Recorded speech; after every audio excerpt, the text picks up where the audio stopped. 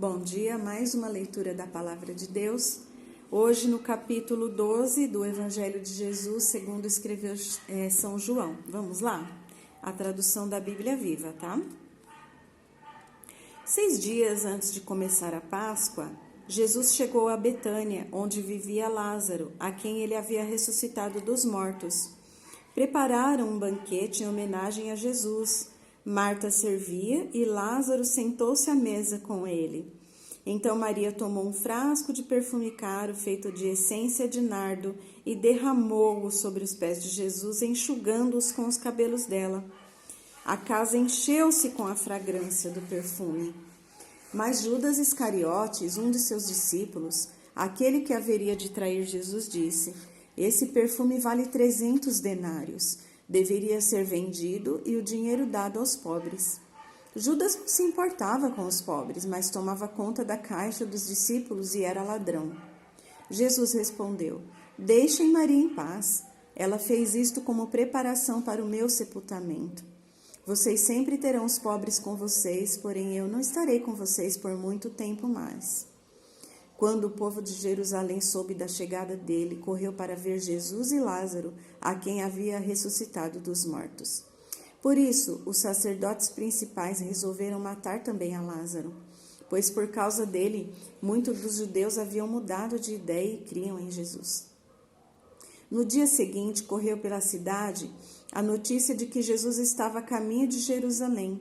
Então, uma enorme multidão que viera para a Páscoa tomou folhas de palmeiras e saíram ao encontro de Jesus, gritando: "Hosana!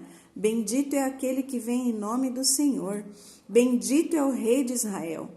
Jesus vinha montado num jumentinho para cumprir o que está escrito: "Não tenha medo, ó cidade de Sião. Aí vem o seu rei, montado num jumentinho." Seus discípulos, na ocasião, não perceberam que aquilo era o cumprimento de uma profecia. Mas depois que Jesus voltou para a sua glória no céu, se lembraram de quantas coisas estavam escritas a respeito dele e se realizaram diante dos seus olhos. E aqueles da multidão que tinham visto Jesus ressuscitar a Lázaro continuavam a espalhar o fato. Esta era a principal razão por que tantos saíram para encontrar Jesus, pois tinham ouvido falar desse poderoso milagre. Então os fariseus disseram uns aos outros: "Estão vendo que nada conseguimos? Vejam, todo mundo vai atrás dele." Alguns gregos que vinham para Jerusalém para adorar a Deus durante a festa da Páscoa se aproximaram de Felipe, que era de Betsaida, da Galileia, e disseram: "Senhor, nós queremos ver a Jesus."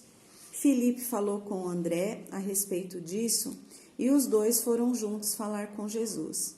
Jesus respondeu: "Chegou a hora de o Filho do Homem ser glorificado. Eu afirmo a vocês que se um grão de trigo não cair na terra e não morrer, ficará ele uma semente isolada. Porém, se morrer, produzirá muitos novos grãos de trigo. Aquele que amar a sua vida, a perderá. Mas aquele que desprezar sua vida neste mundo, ganhará para sempre a vida eterna. Se alguém quer me servir, que venha e me siga, pois os meus servos devem estar onde eu estou. Se me servir, o Pai o honrará. Agora minha alma está muito perturbada. Deverei orar dizendo: Pai, salve-me daquilo que está por vir? Não, essa é a razão pela qual eu vim. Ó Pai, glorifique e honre o seu nome." Então uma voz falou do céu, dizendo: "Eu já o glorifiquei e o farei outra vez." Quando a multidão ouviu a voz, alguns deles pensaram que era um trovão, enquanto outros afirmavam que um anjo havia falado com ele. Então Jesus disse: "A voz foi por causa de vocês e não por minha causa.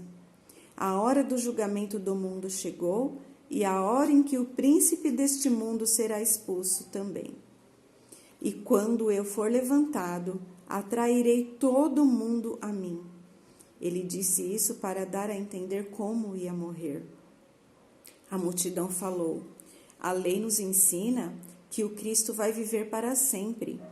Como é que o Senhor pode dizer: o Filho do Homem precisa ser levantado?" quem é esse filho do homem? Jesus respondeu: minha luz brilhará para vocês só mais um pouco. Andem nela enquanto podem, antes que a escuridão os surpreenda, porque quem anda nas trevas não consegue achar o caminho. Creiam na luz enquanto é tempo. Assim vocês se tornarão filhos da luz. Depois de dizer essas coisas, Jesus foi embora e ocultou-se deles. Mas apesar de todos os milagres que Jesus havia feito, não creram nele. Foi justamente isso que o profeta Isaías havia predito. Senhor, quem creu em nossa mensagem? A quem foi revelado o braço do Senhor? Porém, eles não podiam crer porque, como disse Isaías, cegou seus olhos e endureceu seu coração para que não possam ver com os olhos, nem entender com o coração, nem voltar-se para mim para que eu os cure. Isaías se referiu a Jesus quando fez essa predição, porque teve uma visão da glória dele e profetizou acerca dele. Contudo, mesmo entre os líderes judaicos, muitos creram nele, mas não declaravam isso a ninguém porque tinham medo de serem expulsos da sinagoga pelos fariseus, pois eles preferiam a aprovação dos homens do que a aprovação de Deus.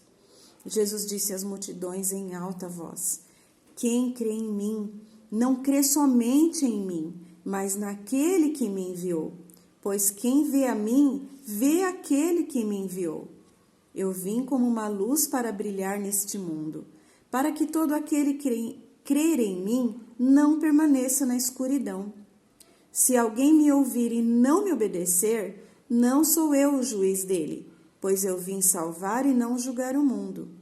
Mas todo aquele que me rejeita e despreza a minha mensagem será julgado no dia do juízo pelas verdades que eu tenho falado. Porque estas coisas não são minhas próprias ideias, pelo contrário, o Pai que me enviou disse o que eu deveria falar a vocês. Eu sei que os ensinos dele conduzem à vida eterna, por isso tudo o que eu digo é exatamente o que o Pai me mandou dizer.